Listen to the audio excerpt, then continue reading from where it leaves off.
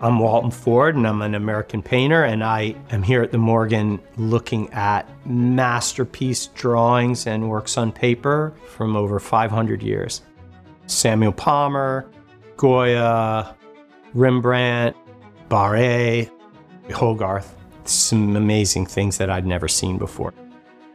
In my work, I'm interested in how animals have been interpreted by human beings over the centuries and how animals live in the human imagination rather than how they live in nature itself. Well, this is a Barye drawing. This kind of thing makes me so happy.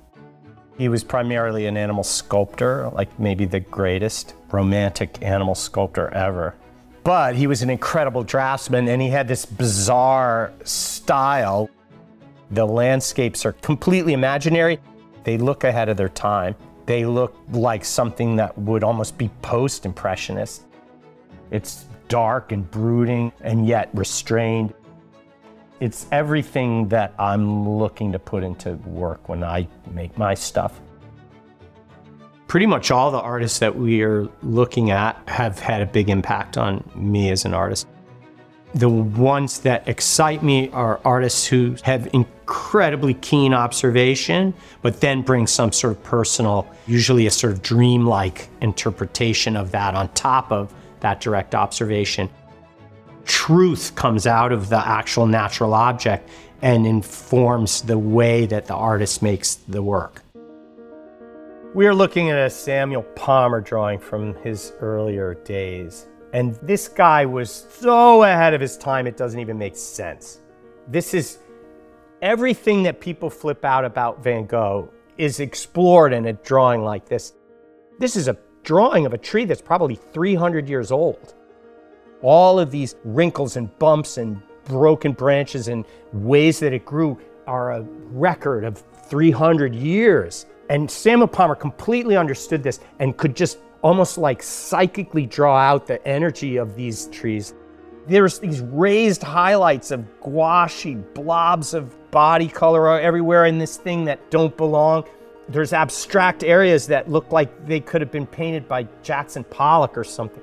This thing, the scribbles here, what year is this thing again? It doesn't, 1820s. This is like 50 years before the Impressionists and 60 years before the Post-Impressionists. This is everything that those guys were exploring, and it's like blows everything else out of the water in the amount of beauty.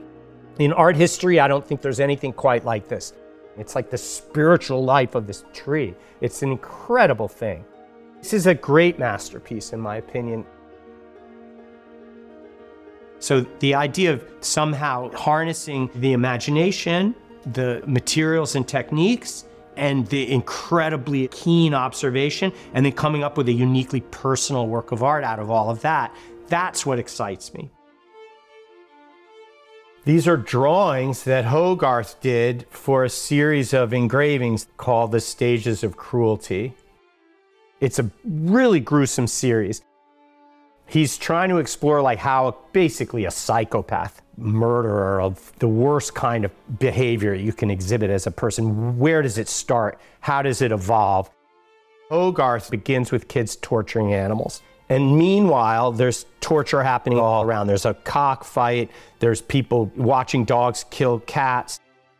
And the thing I do love about this drawing, and his drawings in general, is the freshness in them, the sort of spontaneity in them, which gets a little bit clobbered by the printmaking.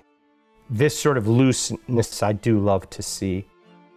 One of the wonderful things about the Morgan is that this place has this incredible collection of, how can I say, the very moment of excitement when an artist gets an idea. He grabs a piece of paper and he has like a piece of chalk or a Conti crayon or a pencil, and he starts to scribble down his ideas. This is the moment of going into uncharted territory. This is like going into the wilderness with the artist. This is the most exciting moment in the creation of art. The Morgan lets you get in that direct contact, a studio practice of an artist. And there's vast amount of that here. It's an incredible resource for that kind of spontaneous work of the greatest geniuses that have ever made art. Every time you come to the Morgan, there's at least one thing that's going to blow your mind.